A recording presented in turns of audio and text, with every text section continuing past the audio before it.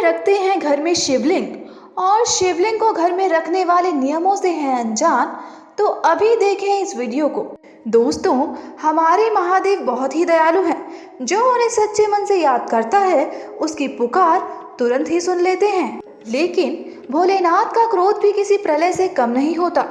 दोस्तों, अगर आपने भी अपने घर में शिवलिंग स्थापित किया हुआ है या करने के बारे में सोच रहे हैं तो सावधान हो जाएं, क्योंकि हमारे ग्रंथों में घर में शिवलिंग या मूर्ति को रखने के कुछ नियम बताए गए हैं जिनका कठोरता से पालन अवश्य करना चाहिए, नहीं तो इसका हम पर विपरीत प्रभाव भी पड़ सकता है।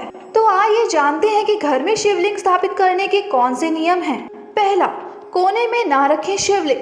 अगर आप शिवलिंग को घर में स्थापित कर रहे हैं तो उसे कोने में या किसी ऐसी जगह ना रखें जहां उसकी पूजा ना कर पाए। ऐसा करने से उसके दुष्प्रभाव भी हो सकते हैं। दूसरा, शिवलिंग का स्थान ना बदले। इस बात का विशेष ध्यान रखना होगा कि शिवलिंग का स्थान ना बदले। अगर विशेष कारणों से ऐसा करना पड़ रहा है तो शिवलिंग को हटाने से पहले उसे गंगा जल और ठंडे दूध से स्नान करा ले, फिर जगह बदले। तीसरा, बिना किसी पात्र के दूध ना चढ़ाएं। कुछ लोग ऐसा करते हैं कि सीधे ही दुकान से पैकेट वाला दूध खरीदा और चढ़ा दिया। ऐसा करने से बचना चाहिए। बिना किसी बर्तन के दूध कभी ना चढ़ाएं। दूध चढ़ाते वक्त एक बात का और ध्यान रखें, दूध ठंडा होना चाहिए, भले ही कोई भी मौसम हो। यह भी ध्यान रखें कि भगवान शिव का अभिषेक केवल गाय के दूध से ही होना चाहिए। चौथा, शिवलिंग को कभी भी अकेला ना रखें।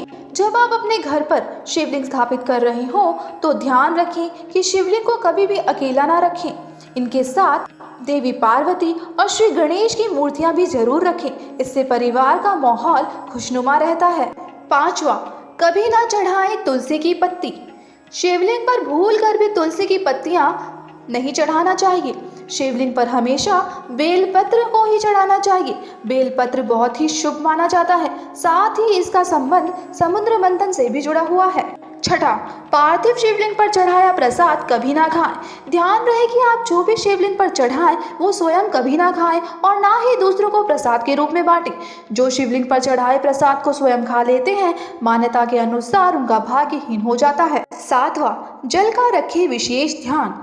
मित्रों, आप जब भी किसी शिव मंदिर में जाते होंगे तो आपने देखा होगा कि शिवलिंग के ऊपर जल से भरा एक पात्र लटका रहता है, जिससे हर समय शिवलिंग पर पानी गिरता रहता है। इसीलिए जब आप भी अपने घर में शिवलिंग स्थापित करें तो पानी की व्यवस्था ठीक तरह से करें। दिन हो या रात, हर समय शिवलिंग के ऊपर पानी गिरते रहना चाहिए। आठवां, चंदन का टीका लगाएं। हर रोज स्नान करने के बाद शिवलिंग पर चंदन का टीका लगाएं। ऐसा माना जाता है कि इससे शिवलिंग पवित्र शीतल बना रहता है। नौवां, पंचामृत चढ़ाएं।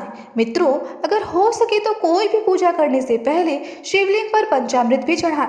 पंचामृत दूध, गंगाजल, चीनी और शहद, मेवों जैसे 5 चीजों से मिलकर बनता है। शास्त्रों में इसे बहुत शुभ माना जाता है। 10वां, सफेद फूल चढ़ाएं।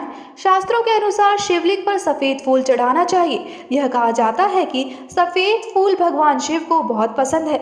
यह भी माना जाता है कि भगवान शिव को भूल कर भी केवड़ा, चंपा के फूल नहीं चढ़ाने चाहिए। मान्यता के अनुसार इन फूलों को भगवान शिव ने अभिशाप दिया था। 11वां, जल अभिषेक में रखें इन बातों का ध्यान।